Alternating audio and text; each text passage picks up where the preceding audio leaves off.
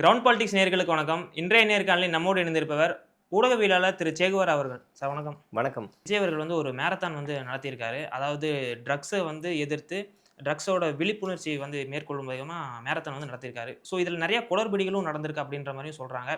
ஏன்னா கட்சிக்காரர்கள் மட்டும் தான் ஓடணும் அப்படின்னா எதற்காக ஆன்லைன்ல பதிவிடுறீங்க? நாங்க ரெஜிஸ்டர் பண்ணியிருக்கோம். ஆனா எங்களை அனுமதிக்கல அப்படின்ற மாதிரியும் சொல்றாங்க. ஸோ இதை எப்படி பார்க்குறீங்க இந்த இஷ்யூ?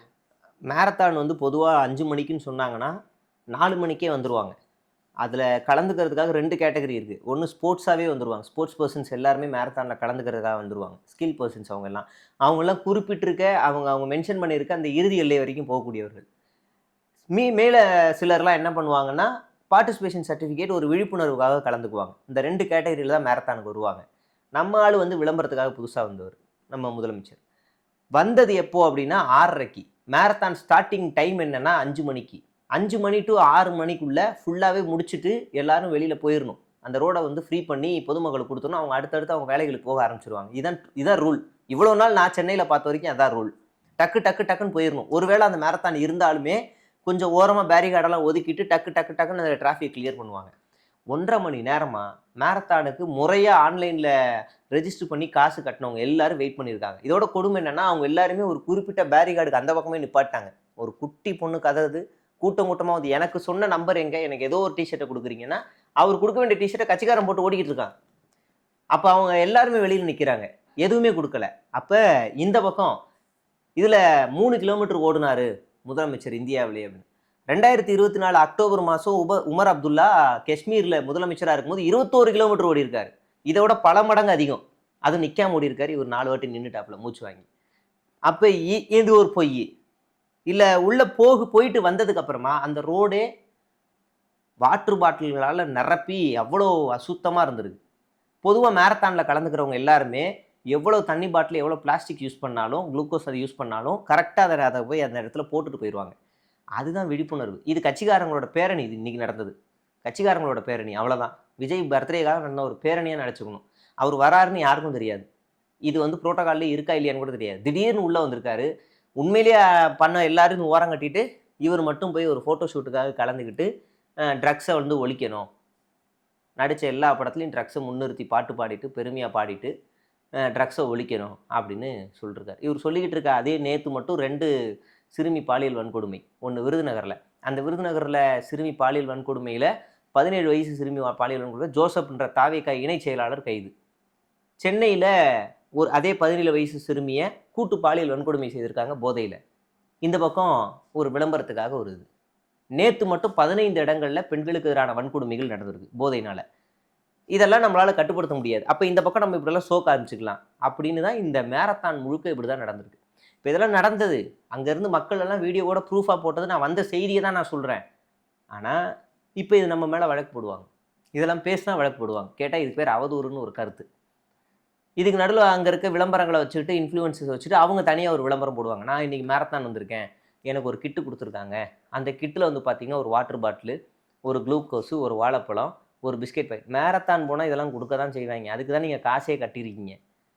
அதுக்கு தான் அவங்க ஸ்பான்சர் பிடிச்சிருக்காங்க. எந்த நிறுவனம் மேரத்தான் நடத்துதோ ஒரு 10-15 ஸ்பான்சரை பிடிச்சிட்டு அவங்ககிட்ட அதெல்லாம் வாங்கி தான் கொடுப்பாங்க. நீங்கள் டிஷர்ட் கொடுக்குறலாம் அதுக்கு தான் அது ஒரு பெருமையை பாருங்கள். இதெல்லாம் இந்த பெருமையெல்லாம் நீங்கள் கரூரில் கொடுத்துருந்தீங்கன்னா அவ்வளோ பேர் இன்னும் காப்பாற்றியாவது இருந்திருக்கலாம்.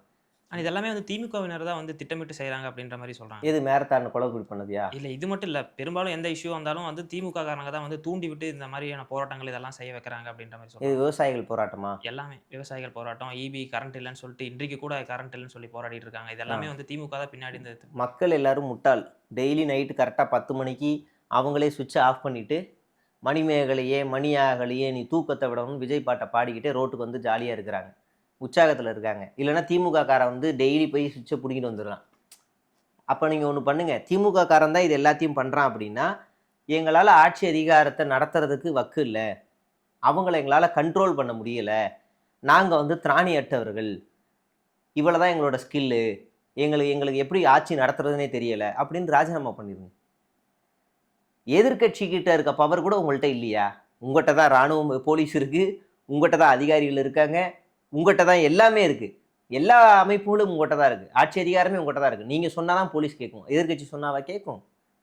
எல்லாமே உங்கள்கிட்ட இருக்குது. அப்படி இருந்து நீங்கள் திமுக கார மேலே பழி போட்டிங்கன்னா அப்போ உங்களுக்கு திராணி இல்லைன்னு அர்த்தம். ஒவ்வொரு இபி ஆஃபீஸ்லையும் 2 போலீஸை போட்டிருக்கேன் பேசாமல் நைட்டில். எப்படி ஃபீஸ் கேட்டு திருடு போகாது, கரண்ட் போகாது.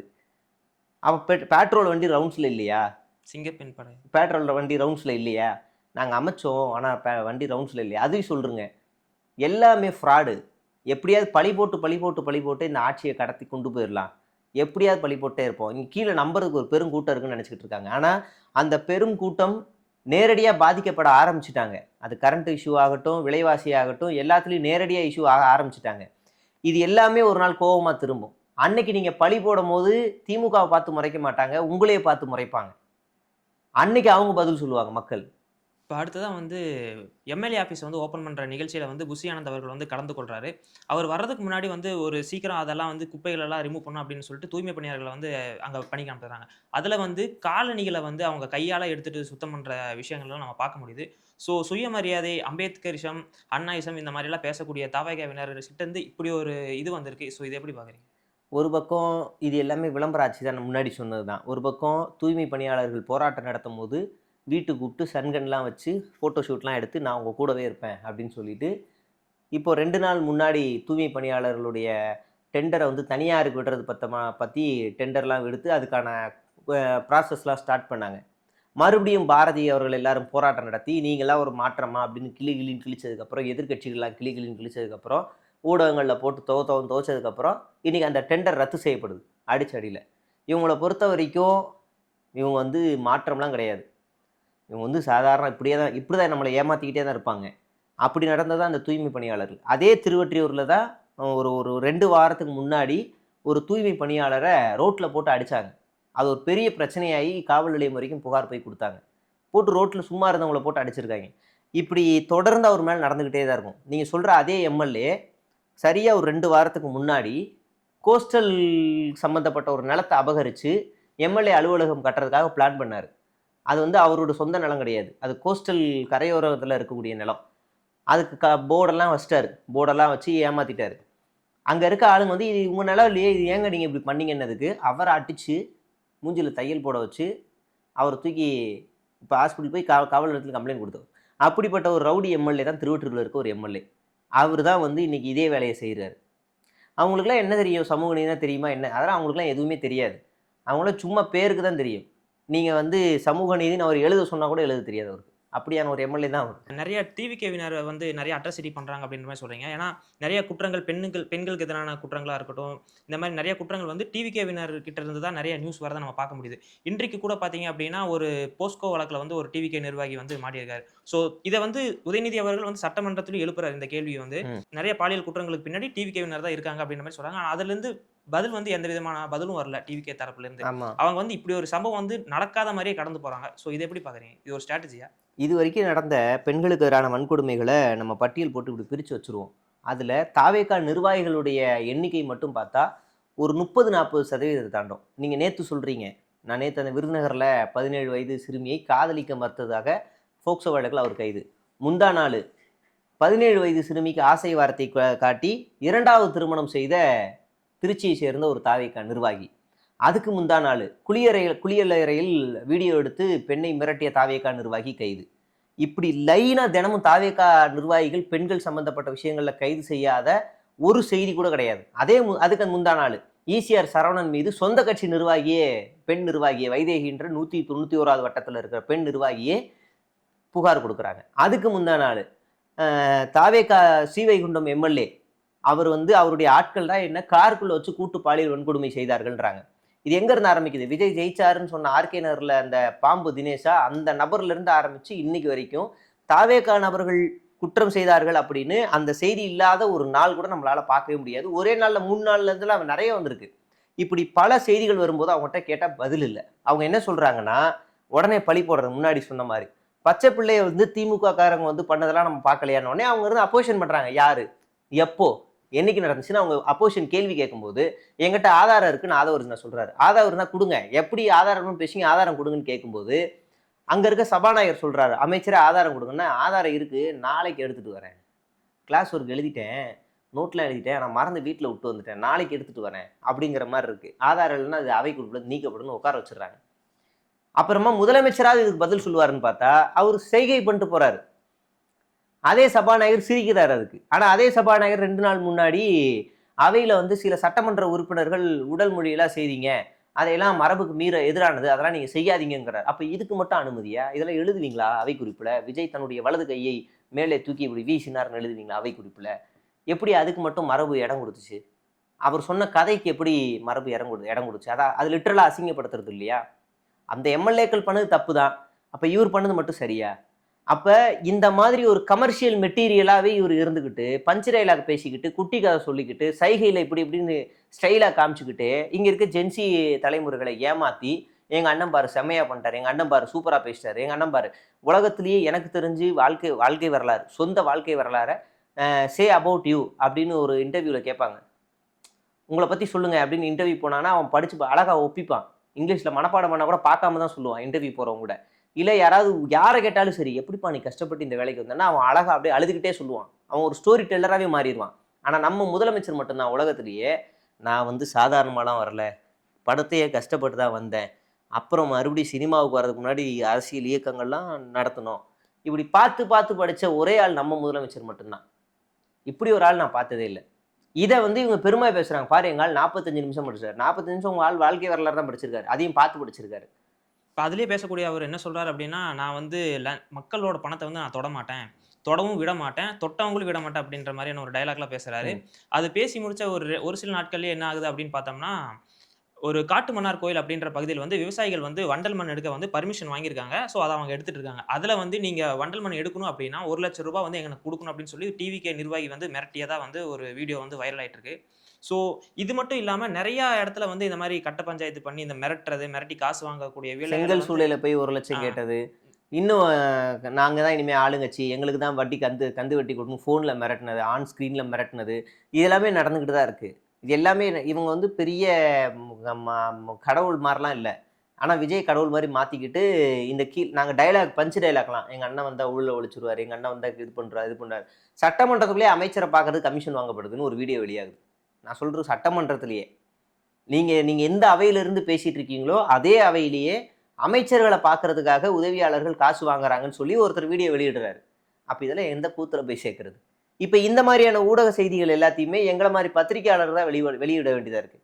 மற்றவர்கள் வெளியிடுறதா அச்சப்படுறாங்க. நாங்கள் வெளியிடுறோம், இப்படி வந்திருக்கு, உண்மையா இல்லையான்னு பாருங்கள், இது உண்மையாக எங்களுக்கு உண்மையா இல்லை, இது மாதிரி ஒரு வீடியோ வருதுங்க பாருங்கள், துறை ரீதியாக நடவடிக்கை எடுங்கன்னு சொல்கிறோம். அப்படியெல்லாம் எதுவும் கிடையாது.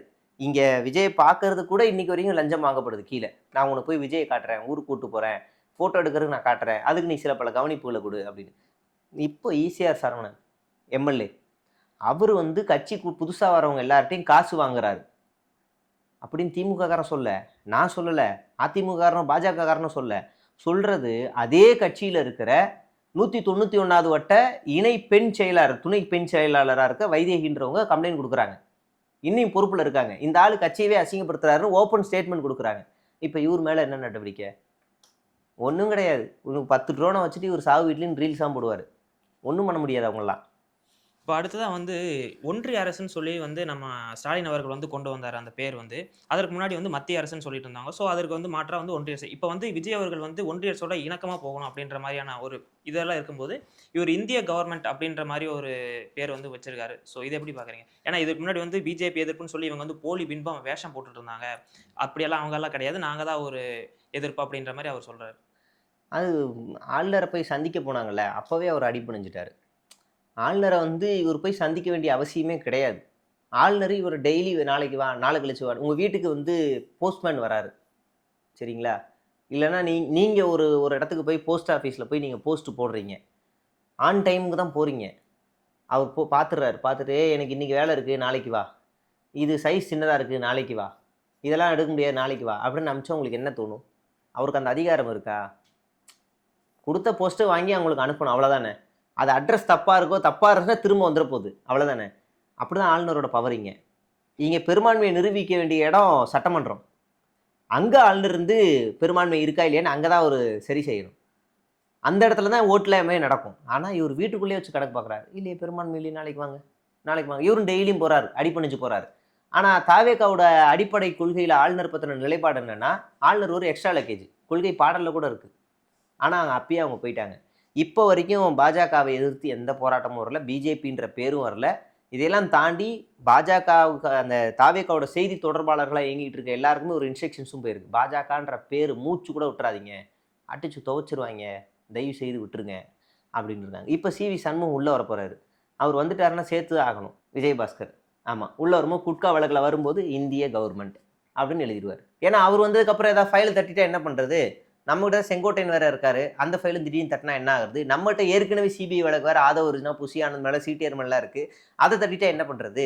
நமக்கெல்லாம் அவங்க கூடலாம் போராட முடியாது. நம்ம இங்கே உள்ளுக்குள்ளேயே ஜாலியாக பேசிக்கிட்டு சாஃப்ட் கார்னரில் திமுக தான் இருக்குது, திமுகவே பண்ணிக்கிட்டே இருப்போம் அப்படின்னு இவங்களுக்குள்ள ஒரு எண்ணம், அவ்வளோதான். இப்போ அடுத்ததான் வந்து விஜயபாஸ்கர் அவர்கள் வந்து நான் வந்து ஜாயின் பண்ணால் விஜய் தலைமையில் தான் நான் ஜாயின் பண்ணுவேன் அப்படின்ற மாதிரி ஒரு சொல்லி நிகழ்ச்சிகள் வந்து ஒத்தி வைக்கப்பட்டுக்கிட்டே இருக்குது. இன்றைக்கு வந்து நாளைக்கு நடக்கக்கூடிய நிகழ்ச்சி கூட ஒத்தி வச்சிருக்காங்க அப்படின்ற மாதிரி நம்ம பார்க்குறோம்.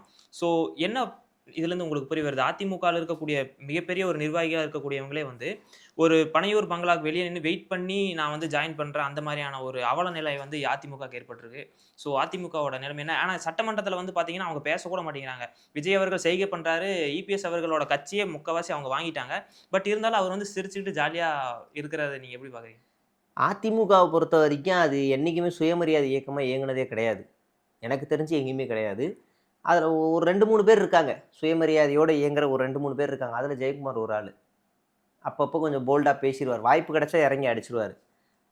விஜயபாஸ்கருக்குலாம் சுயமரியாதைன்றலாம் ஒன்றும் கிடையாது. வெக்கத்தை விட்டு பேசிடுவார். எனக்கு சுகர் இருக்குது, எனக்கு பிபி இருக்குது, எனக்கு ஓட்டு போடுங்க, கெஞ்சி கேட்குறேன் அப்படின்னு ஓட்டு போடுவார். நீங்கள் நல்லது செஞ்சுருந்தால் அவங்களே ஓட்டு போட போகிறாங்க. அப்புறம் மகளை வச்சுலாம் ஓட்டு கேட்டார், தோற்று போயிட்டார் பிளானா பாவம். அப்புறம் மறுபடியும் இப்போ ஸ்ட்ராங் பண்ணிவிட்டு அதிமுக, அதாவது எல்லா மண்டலங்கள்லேயும், கொங்கு மண்டலமோ இல்லை வட மாவட்டங்களோ இல்லை கன்னியாகுமரி மண்டலங்களோ தென் மாவட்டங்கள் சரி எங்கே பார்த்தாலும் 2 அமைச்சர்கள் அதிமுக இருப்பாங்க, மாஜிக்கள். ஆனால் விஜயபாஸ்கர் சுற்றி இருக்கிற விராலிமலை, புதுக்கோட்டை, அறந்தாங்கி இங்கெல்லாம் பார்த்தீங்கன்னா அவர் ஒரு ஆள் தான் இருப்பார். இன்னொரு அதிமுகவில் வளர விட மாட்டார். அப்போ அவருக்குன்னு ஒரு பெல்ட்டை வச்சுக்கிட்டார். இங்கே மாதிரி இவ்வளோ பேர் இருக்காங்க, நான் வந்தால் விஜய் தலைமையில் தான் சேருவேன், புரியுதுங்களா? இந்த ஆதவ ஒரிஜினா தலைமை, புசியாளன் தலைமையில் சேர மாட்டேன், எனக்கு டேரெக்டாக விஜயோட பர்சனல் நம்பர் வேணும், நான் எப்போனாலும் பேசுவேன் அப்படின்னு இவரும் நினச்சிட்டு இருக்காங்க. இந்த சைடு விஜய் என்ன நினச்சிருக்காங்கன்னா, சேரட்டும் விடுங்க, செங்கோட்டையனே வளைச்சி போட்டான், இவெல்லாம் எந்த மாத்திரம் பார்த்துக்கலாம், சேகட்டம் விடுங்க பார்த்துக்கலாம், பொறுமையாக அடிச்சுக்கலாம் அப்படின்னு இவங்களும் வெயிட் பண்ணுறாங்க. இதுக்கு நடுவில் கட்டையை கொடுக்குறது ஜான் தான். ஏன்னா ஜான் ஆரோக்கியசாமிக்கு இவர் சேர்க்கறதுல விருப்பம் இல்லை. ஏன்னா ஜான் ஆரோக்கியசாமி வந்து எஸ்பி வேலுமணி கூட தேர்தல் ஆலோசகராக வேலை பார்க்கும்போது எஸ்பி வேலுமணி வந்து ஜான் ஆரோக்கியசாமியை அதிமுகவோட மாநில ஆலோசகராக பரிந்துரை செய்கிறாரு. எடப்பாடி எல்லாம் ஓகே சொல்கிறாரு. ஆனால் நம்ம இவர் விஜயபாஸ்கர் என்ன செஞ்சுட்டாருன்னா, இல்லை அவரெல்லாம் வரக்கூடாது, வேண்டாம் அப்படின்னு அப்போ கட்டையப்பட்டதை பழிவாகிறதுக்காக இப்போ ஜான் ஆரோக்கியசாமி தள்ளி போகிற வைக்கிறாரு. இப்போவும் ஒரு வழியாக கன்வின்ஸ் பண்ணிட்டாங்க, வாங்க பார்த்துக்கலாம், ரெடி பண்ணிக்கலாம் வாங்க அப்படின்னு ரெடி பண்ணதுக்கு அப்புறமா இன்னைக்கு இந்த ஐஏஎஸ் ஐபிஎஸ் மாநாடு நடக்குது. அதனால ஜூலை 2ஆம் தேதி தள்ளி போடுறாங்க. எனக்குலாம் ரொம்ப ஆர்வமாக இருக்குது, விஜயபாஸ்கர் சீக்கிரம் சேரணும், தூய சக்தியா நீங்கள் அப்படின்னு நம்மளும் கேள்வி கேட்கணும். அதனால் இவங்களுக்குலாம் ஒரு அதிகார பசி.